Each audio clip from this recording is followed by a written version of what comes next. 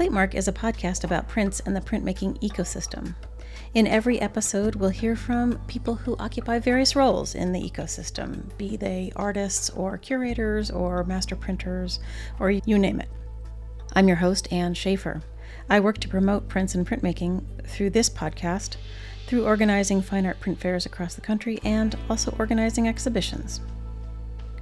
The goal of the pod is to demystify the world of prints and printmaking, which can be technically challenging, and to demonstrate the range of opportunities to work in this charming corner of the art world. This is a show that takes you behind the scenes to expose the generous, collaborative, and creative people working to better the world one print at a time. My guest today is Sue Oehme, who is the owner, founder, and master printer at Oehme Graphics in Steamboat Springs, Colorado.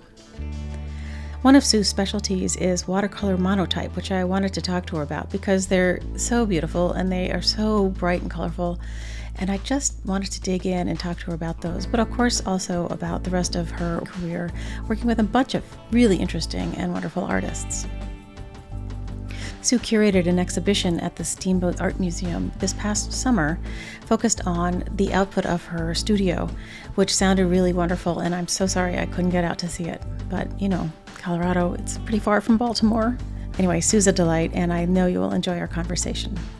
Okay, housekeeping. I identify as a cishet white woman, and I use the pronouns she, her. I record Platemark in Baltimore, Maryland, the land of the Piscataway Conoy people.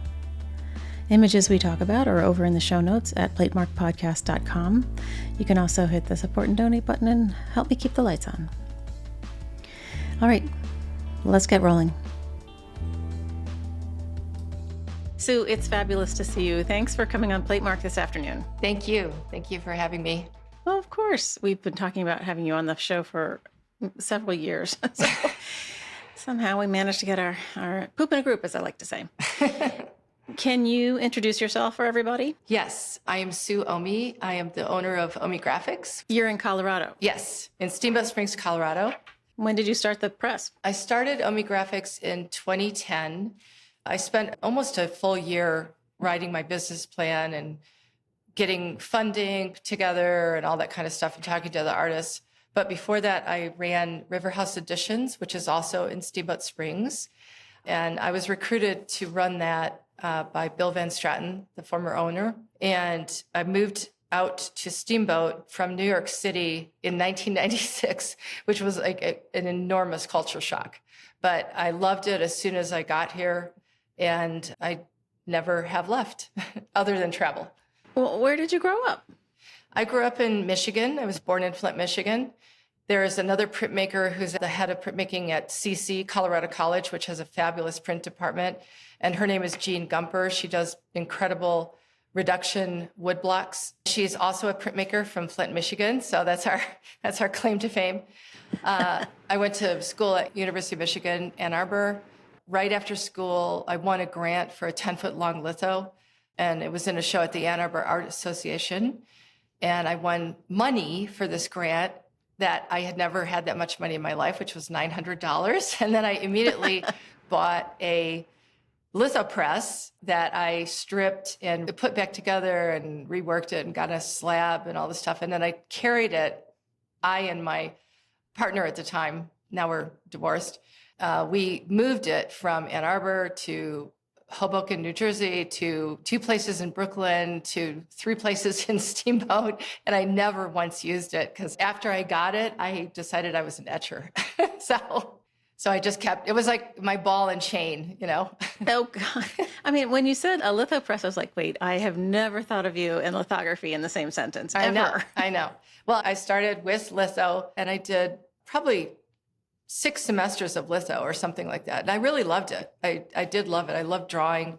But then when I was I think second semester of junior year, I took my first etching class, and I really loved etching because to me it was like a tiny bit of sculptural essence to it, this 3-dimensionality that it was actually physical stuff that was happening on the surface of a copper plate or zinc plate.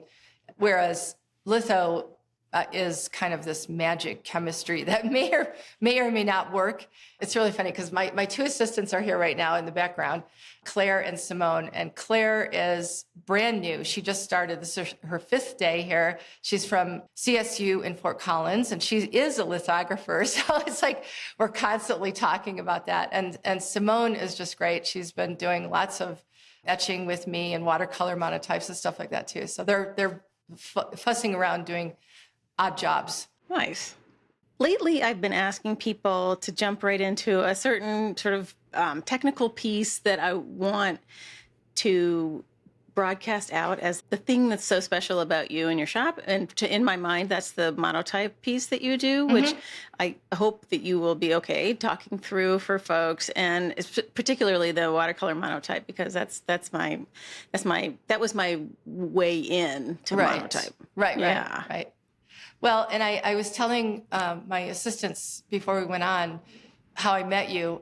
Remember at the Capitol Print Fair, and you and True came over, and you said, all right, tell me about this print. It was one of mine. And it wasn't just watercolor. It's like everything. I just kind of like put everything into it.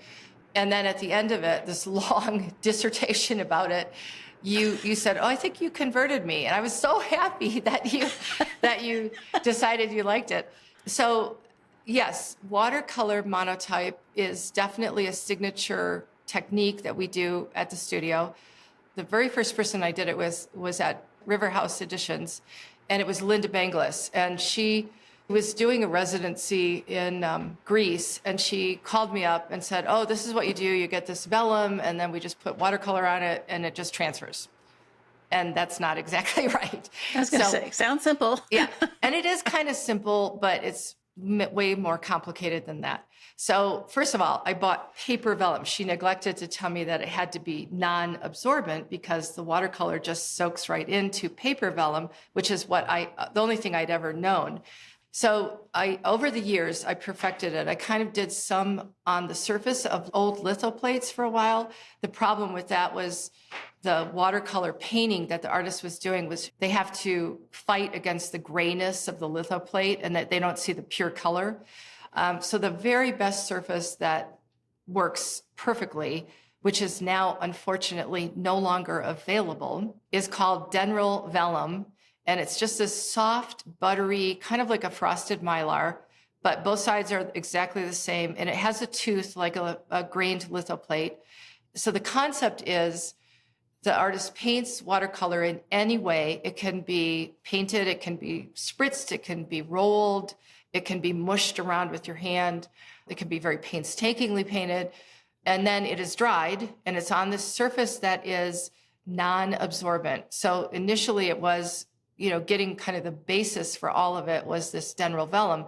But subsequently, especially with like Louise Fishman, she was so experimental and she just wanted to try every possible surface. So we literally coated plates of sandpaper with acrylic medium to plasticize them, to make them so they're no longer absorbent. Very often we coat mat board. And for Louise specifically, because it looked like linen, it looks like the surface of a linen canvas. So we would coat the mat board in two directions with specific brushes that are kind of crunchy and not great. So you really see the paint strokes like this, and then let it dry, and then we paint it this way. So it looks like the weave of linen. So doing it on all of these different surfaces that are non-absorbent, and then they're dried. The paper is the other critical piece of it, which is unsized cotton rag paper is the best. And the way I found that out was often at River House Editions on BFK. And we would get these large rolls of it. And they sent me an unsized roll by accident one time. And it was so expensive. This is from Tackage paper. And it was so expensive for them to have it shipped back. They said, just keep it. It was just sitting in the corner forever and ever.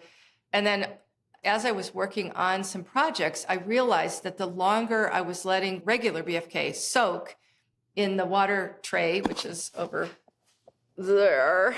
Right. That's our water.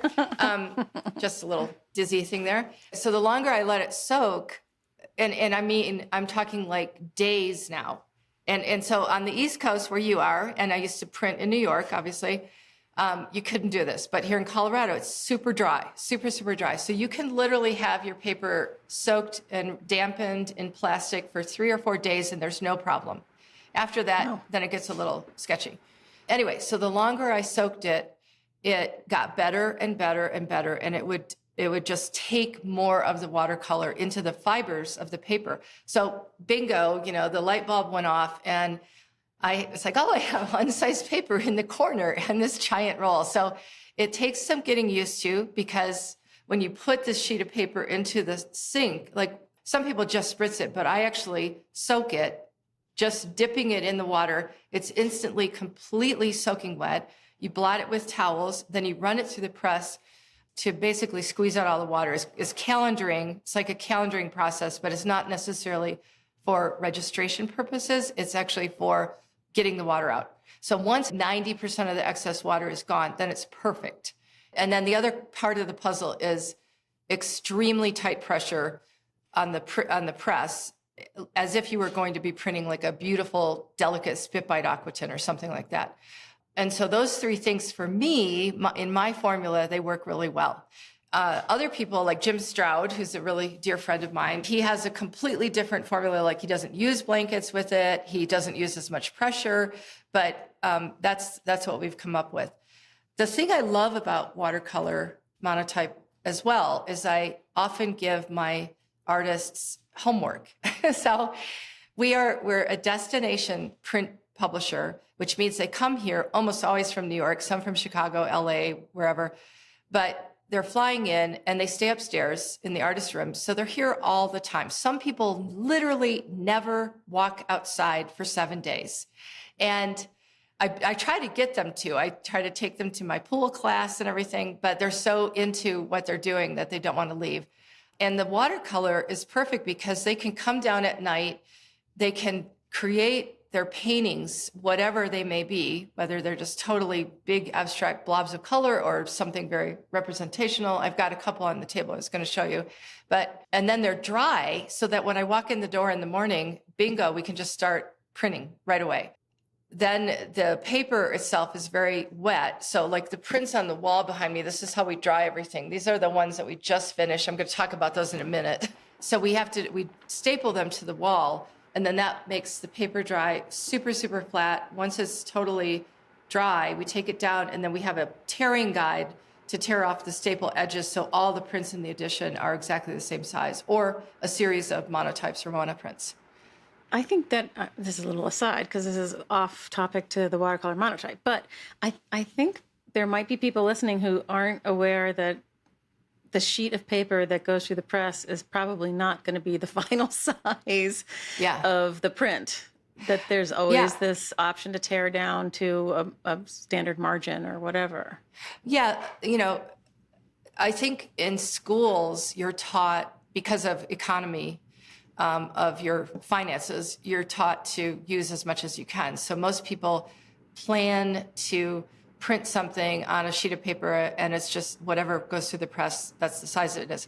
There's a really good reason though to also do it this way, which is that you can have your fingers can be a little bit dirty. I've learned very well where I can be dirty, where I have to be really, really clean.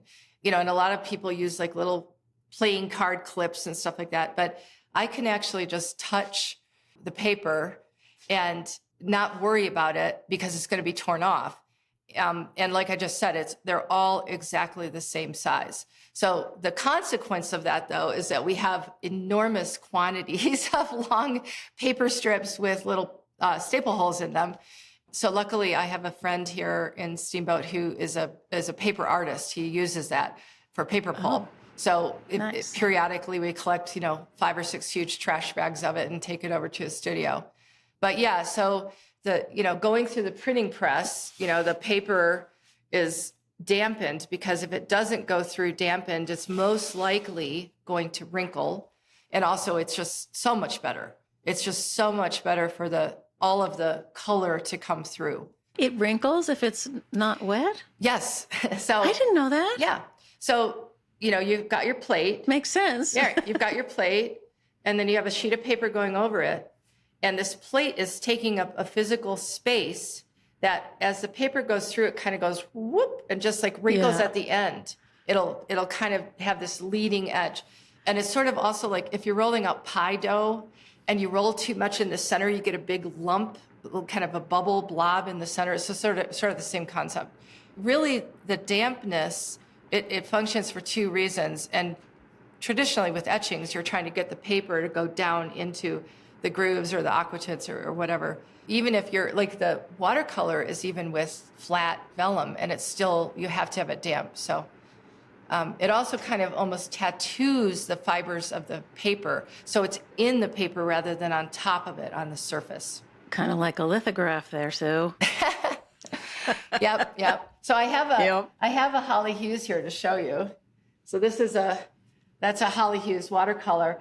And one of the reasons I chose this one, she was doing a lot of work with heraldry and combining it with other emblems and such.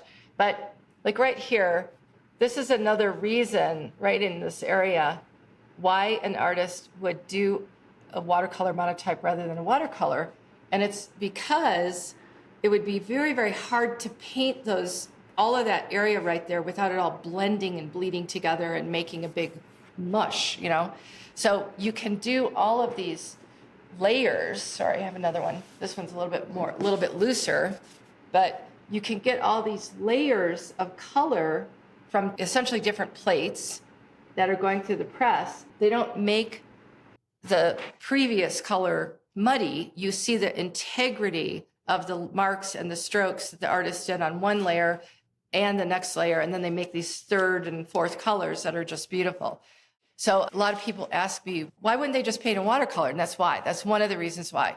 And back to litho, what you just said, also the way the watercolor dries on these non-absorbent surfaces is very much like a tush wash in litho. So you get the reticulation, that little edge, that beautiful edge where there's more pigment that dries there first. And you can actually you can see that in here too. Kind of up close, you see some of that stuff.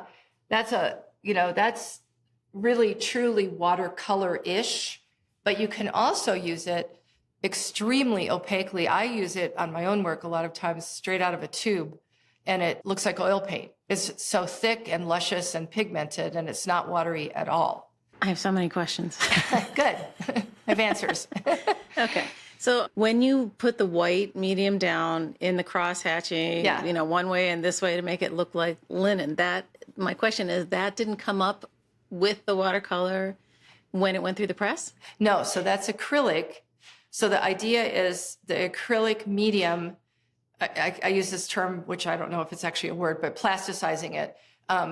It makes it non-absorbent. And obviously you have to let it dry and cure. So it's totally not going to get wet. But yeah, it coats the surface of any absorbent material like paper, sandpaper, mat board, anything like that, cardboard. Louise Fishman actually used bits of newsprint that was torn up. She used paper towels, like the most absorbent thing possible.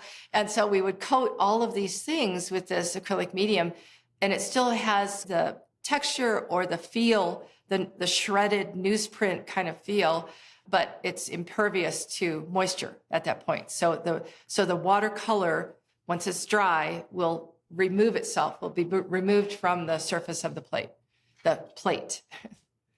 Right, of course.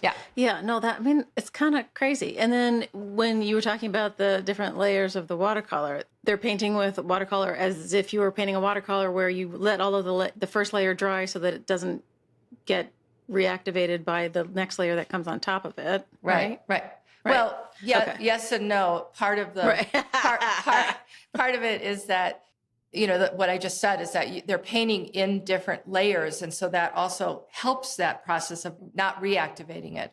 Melissa Meyer actually really took advantage of this concept because she does all these beautiful, very calligraphic marks. She brings her entire selection of these incredibly beautiful brushes. They're $400 or $500 each. She has them in her carry-on suitcase, and nobody can touch them. She cleans them herself, and we're fastidious with cleaning here. Anyway, because her marks are they're based in Chinese painting, they're very, very calligraphic, and she would do maybe 2 or 3 colors on one piece of vellum. All the vellums are like, let's say 20 by 20 inches. And in one morning, she would paint all these pieces very quickly because that's part of the way she works. The stroke is very quick. And they actually look a little bit like this Holly Hughes. There's similarities in the way they're using the brush. Then we have a huge light table. So we call it shopping. So we take all of these dried vellums, and then you can put them on the light table and start piling them up on top of each other to see where the interactions of the color and the marks are going to happen and what other colors are going to take place, are going to be made from these color combinations. And you're actually printing multiple quote unquote plates. yeah. I had everything on one Mylar. No. So so that's what I'm saying is this was probably, this was 3. This was 3 different levels. So like the blue was on a level, the red and orange and stuff was on a level, and then this blackish gray was on a level.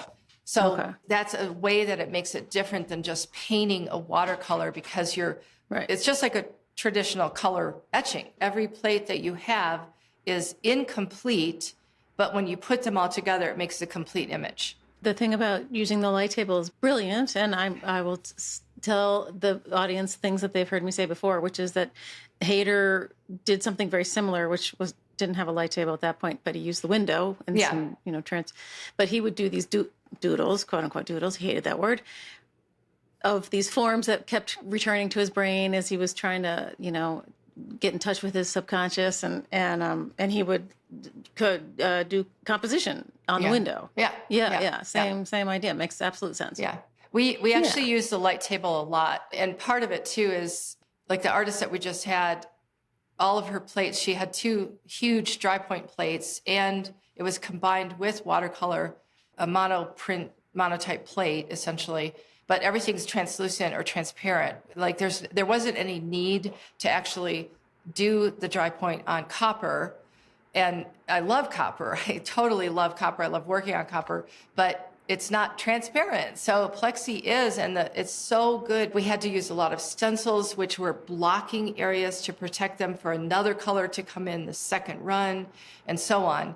And so you can see all of that and transfer it without having to use like carbon paper and that whole thing, where there's more risk of making an error or having something slip every single time you're transferring it from one generation to another. It just has more risk. So I love being able to use transparent or translucent surfaces and the light table to kind of tie everything together.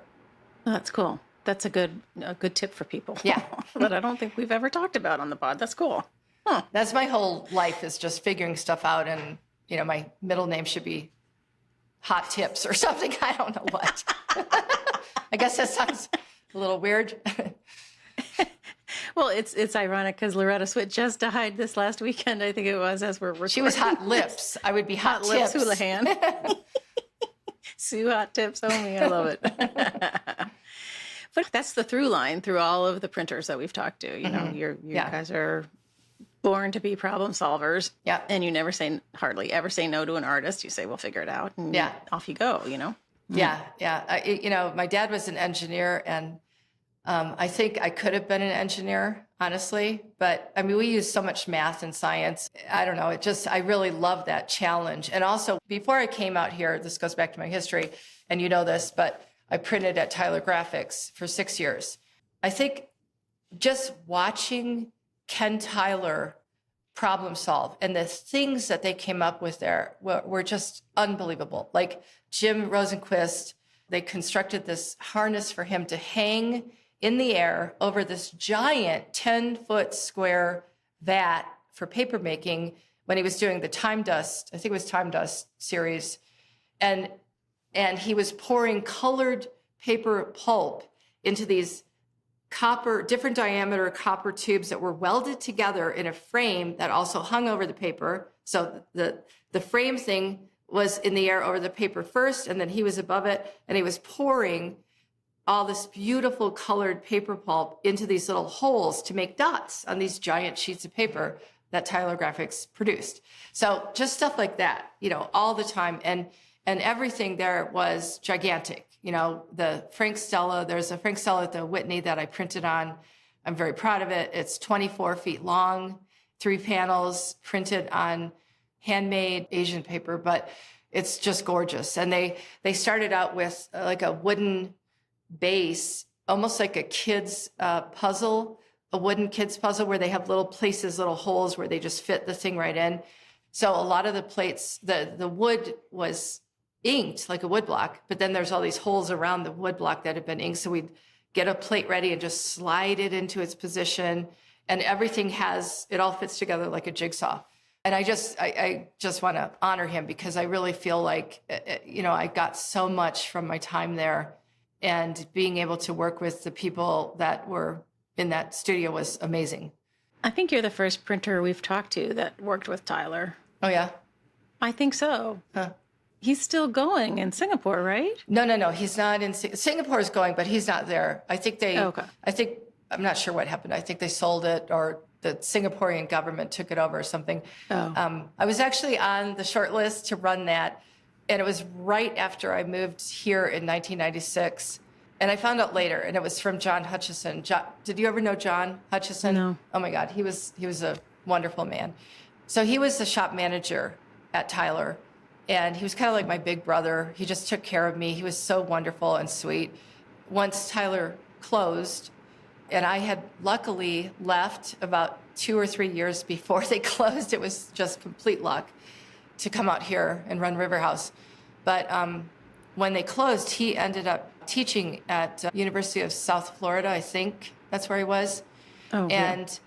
Very, very sadly, he retired, and 2 weeks after he retired, he died. He had like a heart attack or something. Oh, no. And it was awful. So, but he was a lithographer, but he was, he managed the entire studio, and there were 16 to 20 printers on staff at any time. It was huge place. So I could talk about Tyler for days. Well, I'm curious because I don't know. I mean, it always seems shrouded in mystery to me. Like it's this mythical place, and I've never talked to anyone who was there. He is still, as far as I know, in Connecticut. The last time I saw him was about maybe 7 or 8 years ago, but he was actually doing his own work. He was painting. So he's, hopefully everything's still good. I have not heard from him, though, in a little while. I think I would know if something not good had happened. But right. Yeah, it was an incredible place to work. I printed with Helen Frankenthaler and Frank Stella and Joan Mitchell. I loved Joan Mitchell. And a lot of other, Masami Teraoka. And then actually, can I lead into my show that I just did? Absolutely. So, yes. Actually, right here. It's right here. So awesome. This is the catalog. There's a Masami Teraoka that I did at Tyler. And so we have just installed and opened a printmaking exhibition at the Steamboat Art Museum here in Steamboat. And I'm so proud of it. It is such an incredible, beautiful show filled with color and light. And it has a lot of my printer's proofs, which, as your listeners will know, is kind of the bonus of being a printmaker. So I have like a Frank Stella, Masami Teraoka, a couple of Solowitz are in there. And really what I want people to walk away from the show with is some education about it, because there are so many people that do not have a clue. Like, it's hard for me to grasp it because I'm so deeply in it. And I gave a talk for the docents to help them understand some of the techniques and some of the terminology. We wrote a huge glossary that's in the catalog and on the wall. And even then, like someone about 20 or 30 minutes into it, someone said, well, what does linoleum mean? And I thought that was the simplest, easiest thing to talk about was, the most basic concept where you're just carving away negative areas and you roll in the top. And anyway, so I kind of went backwards and backed up and helped guide them through the history of printmaking very, very generally. Jeez. But just to give them an idea of how everything evolved, all the different processes evolved one from the next, I think that really helped a lot. So to have them learn. So tell us about how this show came about. That's a good question. So the Steamboat Art Museum is it's definitely a very rural, small town, Western museum. And traditionally, they have an annual plein air painting show and they sponsor it. And then all these plein air artists from all over the country come to Steamboat. It's beautiful here, obviously. And then they do other things. They've had some really, really interesting shows there, but nothing really, really contemporary, or certainly nothing on paper until now. And so the executive director, I sat on another board with her at one point here in Steamboat a long time ago. And she decided she kind of wanted to do something with works on paper. And it was going to be one of the 4 exhibition rooms.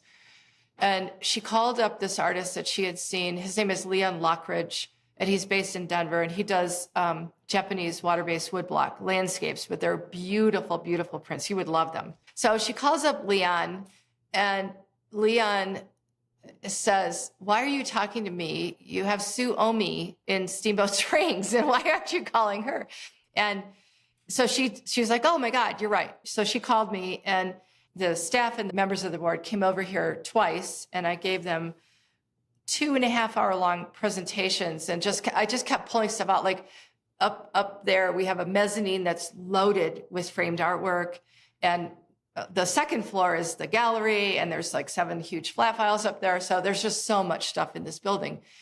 And it became really clear after the first session, like by the second session, they were like, "Okay, you're getting a show, but we just don't know exactly what yet." By the second session, it was like, yes, it's completely printmaking, not just works on paper. We kind of laid the groundwork for it initially. And it was some of the criteria for the pieces was because they were framed already. And even as it was, I had to spend many thousands of dollars on framing in the last 4 months. But then it was also to fill in gaps. And I wanted different kinds of imagery, different styles, different technique. So it's a full range of printmaking, but it's really from my perspective, which is primarily intaglio and monotype. So unfortunately, there isn't any litho, which was kind of a fluke on my part. I should have gotten something in there. But as it is, there's just such a huge variety of also scale. So there are some, little tiny prints like this big, and then gigantic prints like the Stella, and one of mine is in there. There's an installation piece in there. I wanted people to walk away with more information and more knowledge about it. But it's all from the Oehme Graphics archive? No. Well, yeah, okay. It's kind of from our archive, but not entirely. Actually, the key is every artist in the show is related to me in some way through printmaking. So most of them are artists that I printed for, 93% of them or something. Then there are a couple people that I taught, like I taught for Gene Gumper at CC, who I mentioned. And then I taught Leon Lockridge in a class where he's an incredible woodblock artist, but he wanted to learn another technique, which was collograph. And I was teaching it down in Denver. And so he took my class, and that's where I met him. And I think there's one other person, I didn't print all of her prints, but she was actually one of the founders of the museum about 16 years ago. And before that, she and her husband are Western kind of painters. They're very, very accomplished. They have a gallery across the street from the museum, but she actually had been a printmaker at River House Editions before I arrived from New York. So it's like kind of full circle. So she's in the show. She's in the show, but she's kind of relearning how to do etching. So all of her plates are very beautiful and tiny, and it's just like, it's like classic hard ground. This is a beautiful soft ground with sheen clay. This is an aqua tint with burnishing, that kind of thing. It's so unusual to have a catalog produced because most museums don't have the wherewithal to produce one and pay for it. But there's a catalog for this show, and you wrote an essay, didn't you? Yes. Yeah. So exciting. I know. I don't love my essay. Oh, no. And what it was is I was really trying to, what I was just talking about, I was trying to kind of make it a little bit simpler. I can get really technical, as you know. Sure. And I can get overboard with all that kind of part of it, how it's all done. And I wanted to address really more ideas of why the artist does it. And kind of like we were talking about why somebody would do a watercolor monotype versus a watercolor. But that leads me to another fabulous thing that actually just happened this morning. I got the very first full meeting on it. So there's a woman who was an associate curator in Denver at the Arvada Center. And last year, Denver has an event called the Month of Print every other year. So last year, they featured Oehme Graphics, and they did a show that was called Artist Proof, the process at Oehme Graphics, something like that. And it was kind of like a condensed version of this show that's open now, but it was only 14 artists instead of 45 artists, and it was a little bit more sparsely hung. It was really beautiful. They did a lot of the work on it. I did some of the backstory and stuff like that, but they did a lot of the curatorial work. And anyway, so this woman, Emily King, she just took the position of chief curator of the Denver Public Library Special Collections, which I didn't even know existed. And it's an archive of artists' work and the art. And so they are going to take the Oehme Graphics archive. And we just laid out the groundwork this morning. I was on the phone in my workout clothes at home. And you know, what's going to happen, I'm going to essentially collect all the ephemera, all of the printing notes, the color samples, the canceled plates, everything like that. And from day one, I opened Oehme Graphics in 2010. And at that point, I started having all of my artists sign an archive proof for each edition that they did. So we have an extensive collection of the prints that are already designated to go to some institution. So, and the great thing is they have a budget, which is wonderful. In 4 to 5 years, that's how long it's going to take to get everything cataloged and inventoried and archived there, which kind of blows my mind because I work so fast, But then it will all be available on the website. And for study, they have a very close relationship with a lot of the universities and colleges right in Denver or Colorado College, Fort Collins, stuff like that. So all of those people can come and study everything. I will write a synopsis of each project. We'll do a little video of each artist's time at the studio. Yeah. Oh my God. It's huge. It's a huge thing. It is huge. I'm so excited about it. So anyway, so the connection with Emily, I got to know her really well last year when we were working together on putting together the first show. And I had kind of thought about having her write an essay for the catalog. And I hadn't got around to calling her. And I was at home, this is 2 months ago or something. I was home cooking dinner, and all of a sudden my phone bings, and she's texting me. And I'm like, oh my God, that's so weird. She's on my list to call her. And then she tells me this, very, very simply, we want to acquire, and I was like, freaking out. And anyway, so she wrote a fabulous essay in the catalog, really, really good. And she essentially focused on 2 artists that worked with me here, one of whom is the chief curator at the Arvada Center, Colin Parson. He's primarily a sculptor. And then the other one is an artist named Tycho Chandler. And I know you've seen Tycho's works very often at the shows when we're there exhibiting at your beautiful shows. Thank you. Anyway, so she interviewed both of them, and she really took this deep dive into the collaborative process, which is that's the other thing that nobody gets that. I don't know what they think actually happens, but they just don't get how much of a team effort it is, Oh, they think the artist shows up and says, make this, this is my sketch. Do this, right, exactly, exactly. Yeah. And in my opinion, that's the best thing about printmaking and being a master printer, working with artists, because they couldn't do it on their own. I couldn't do it on their own. I need their art, their image, their vision. But the 2 of us, and then all of my wonderful assistants that work here, it's very democratic. Everybody has a say. We get things that are better than they would be otherwise. They just are, because there's more heads in the game, and there's more people thinking about it and pondering it. And then all of a sudden, somebody will, we should try this, and it just makes it so wonderful. And I think the artists love that. They really love that team effort, Most of them, not all of them, but most of them do. So, well, yeah, there's certainly, I've talked to enough printers to know that every shop has a different personality, really. Yeah. But yours, I think what sets you apart in your shop is the ego is not front and center. Yeah. on your part. Like, you're very much, let's make the best thing we can, Yeah. and I'm going to help you in any way I can. And Yeah. that openness, I think, is a hallmark for Oehme Graphics. Thank you. Thank you. You're I welcome. want it to be that way too. I try really hard to not let myself too much insert myself into it. I mean, I do, there's clearly times I've made color choices or something or other, but I really do think that that's one of the things that we excel at, is just this kind of playfulness and joyfulness in the process. Now, having said that, we just finished this project last night at 7:00 with this amazing young artist from Boston, and she's a former athlete. In my opinion, she's still an athlete because she's super, super strong. She runs every day. She runs like 8 miles every day. And, yeah. And I know you're a biker, so you're an athlete too. But yeah, but I'm no runner. Anyway, so she's doing this incredible series of works.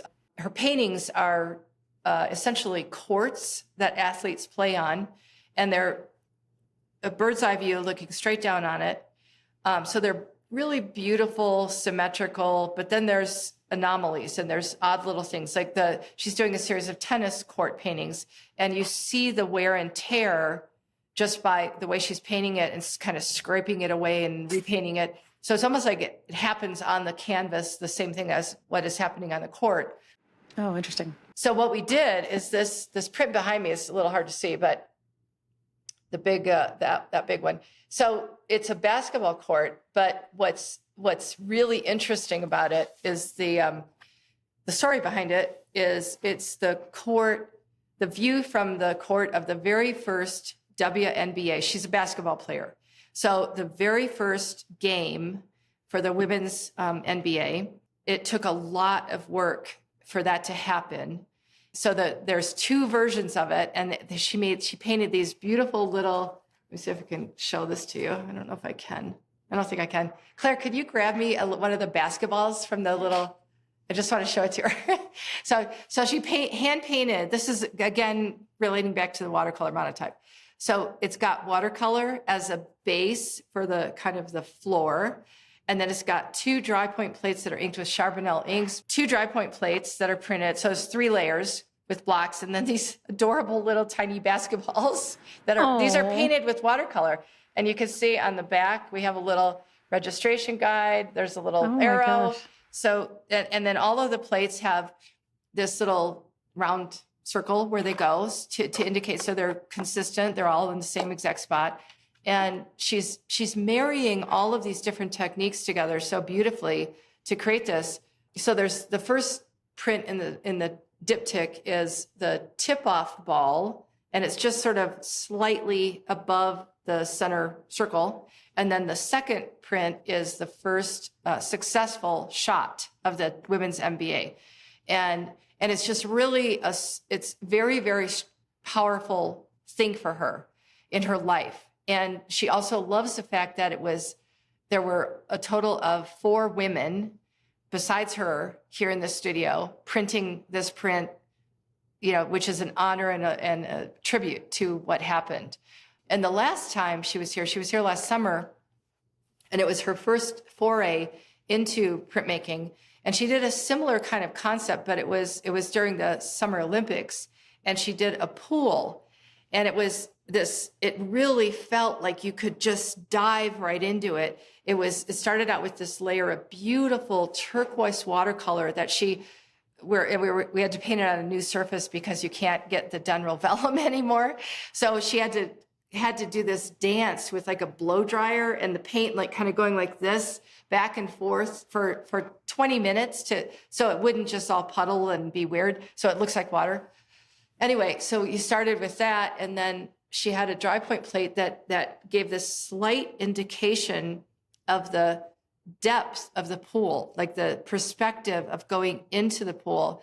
And then she cut out stencils, which were the flags over the pool in the air. So you're sort of looking through this space straight at it and into it at the same time.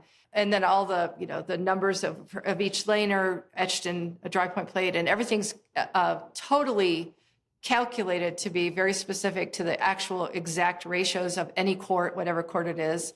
And they're just beautiful pieces. They're really gorgeous. And when she took them home, they were big, and she hand painted all of the little buoys on top with gouache. And she wanted to do different colors, and that's partly why we didn't actually print those. So they're hand embellished sort of variant mono prints. And yeah, really beautiful. So her name is Brooke Stewart, by the way. I just want to make sure that gets in there. She also is doing these gorgeous, gorgeous paintings. And she has her first solo show tonight. I was supposed to drive her to the airport this morning at 6 o'clock. Her flight was delayed.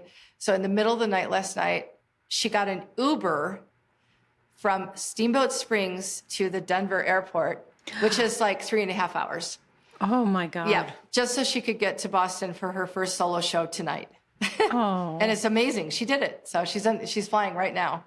Oh my God. Yeah. Wow. Cutting it a little close. Just a little. Yep. Yeah. Oh my God. Well, so that brings me around to something that you and I have talked about on other venues, but how do you find people, and can people be in touch and say, I would love to come print with you? Yes and yes. So a lot of the people that I started with when I opened Oehme Graphics, I had printed with previously at River House. I just want to make sure I'm careful with everything here, but River House it was struggling in the recession, and that's partly why I left. My parents both passed away within 6 months of each other. I wouldn't have this if that hadn't happened. Anyway, so because my parents passed away, I inherited a little bit of money. It's all gone. It's all in this building. But Bill and Jan Van Straten decided to close River House. I left, but then they also decided to close it after that. I called all the artists, and every single one said, I want to come with you. I want to work at the new thing, whatever it is. I didn't have a clue what it was going to be at that time. And I actually took 10 months off. I wrote this business plan. I started looking for spaces. I had my first solo show in years and years, and my son, who was 10 at the time, and I sold 7 pieces out of it. And my son said, Mom, why don't you just be an artist? But I just really had this vision that I wanted to do this.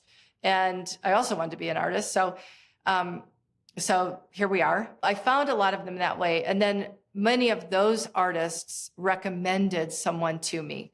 It's almost always that way, unless I just happen to see like I might see some new show or something in a magazine. I'm like, oh my God, I love these. And very often it will be with a very specific idea in mind of a way to work, like whether it is all copper etching and multiple plates and aquatint and whatever, many techniques, or it's all monotype, or it's a combination of things. So that's always a key element for me. If I don't have that in my head, it's not going to work, because I'm going to be forcing myself, okay, how am I going to make this happen the right way?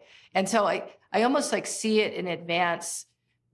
I always think of Amadeus, the scene where he's dying and he's composing the mass, and Salieri is writing it down as fast as he possibly can, which obviously was Hollywood, little scene to represent it. But I love that idea that he can hear it in his head. It's like all there. The whole thing is there inside of his brain. So it's kind of like that feeling to me.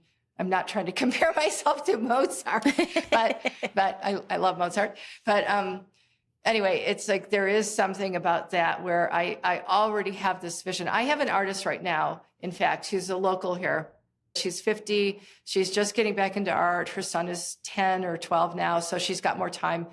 She did this beautiful print last summer with me, Carborundum aquatint. We had it in Brooklyn. There was the big one right in the center of the booth with the blue, beautiful, pale blue background. So she also did this beautiful painting that I love, and you would love it as a print.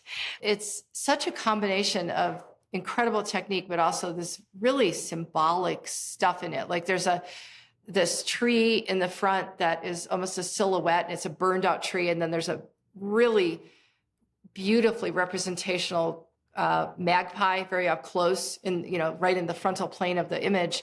And it kind of leads your eye back into the middle plane. And then there's a number of like odd little things on the ground, skeletons or partial carcasses.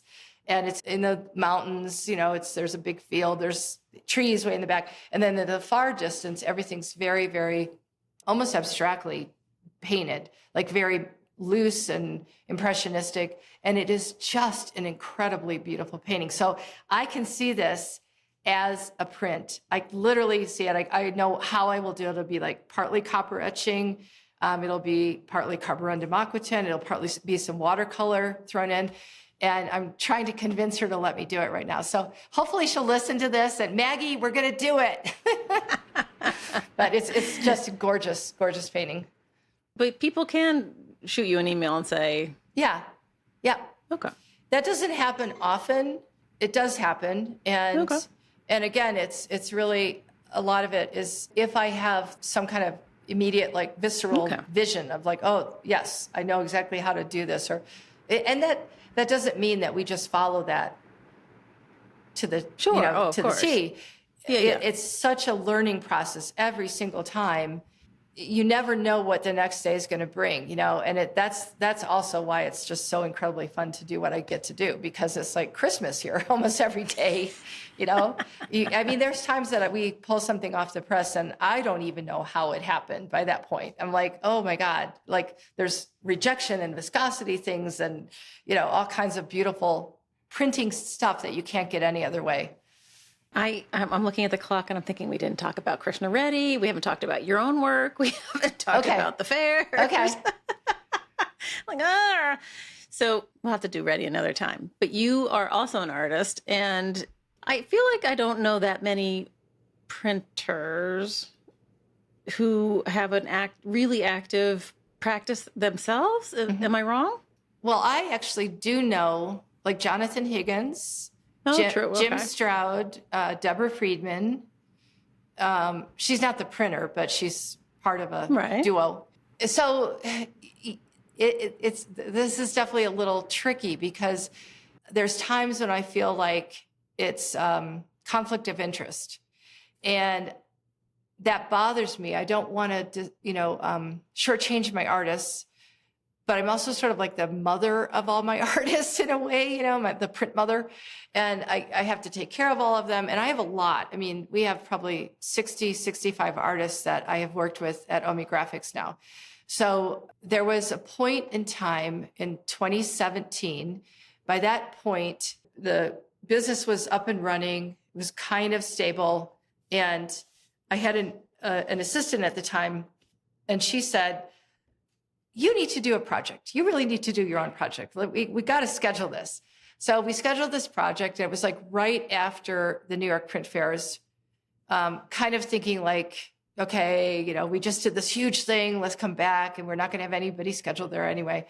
So of course, this 1 week got whittled down to like a couple days. But the very first print that I pulled, I was so happy. I was just like, there's this image, I'll send it to you. You can use it if you want, but it's called Excited Sue. And it's just me right here going, and I was just it was just so thrilling to feel like I was back in it. My work has evolved a lot over the years. But now there's no going back. Now I'm at this point where I'm not stopping again.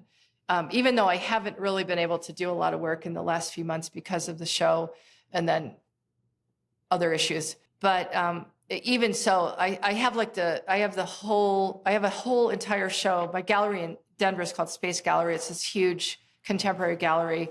And I have a whole show planned out for that gallery already. And then, as you know, I think Jim Kempner, Fine Art in New York also represents me. I think it's really helpful too for me to be able to do that because I figure other things out when I'm doing my own work. And my work is kind of like this compilation of everything I do in the studio, especially the prints. Now I'm doing more printed installation work, but they're getting kind of bigger and a little bit more simplistic in a sense, like monolithic or something, not really simplistic, but not as many different complex things that are going into them. Maybe we should tell people that generally they're all over compositions and it's made up of all of these various elements, which I think are detritus from the shop. And they are painted in a lot of different colors. So it's kind of this cacophony of colors. And there's I mean, you can make stories up of forms as they go by, and there's some bread tabs, and there's this, that, and the other. Right. But I mean, basically, they're large, beautiful abstractions. Yes. Yeah. That's fair. And, and over on the wall, I'm actually looking at it right now, but there's a list. We have this ongoing list, which is where I get my titles from. And my titles are usually fairly odd and irreverent, and they don't necessarily have anything to do with the piece itself at all. But there's something about this little phrase. They're all phrases primarily from conversation in the studio as we're working. And like we just added a couple this last week. Anyway, so I love having these really quirky, odd titles attached to them. Yeah, so we'll have some images that you can see on the website, I guess, right? Well, and Platemark, yeah. And True Confessions, there's a Sue Oehme over our bed. Yes. In fact, its title is Various Quirky Items. Yes, that's right. It is. I forgot about that.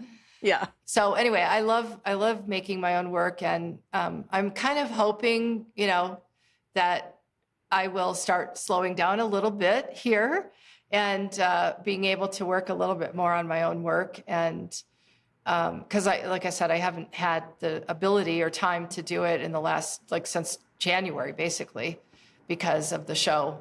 Well, and now you owe the Denver Library all of those synopses and packages of. Yeah.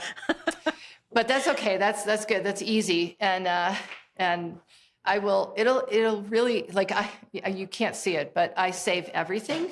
Literally, I save everything, and then all of my pieces, as you just described, they're just this, cacophony of stuff.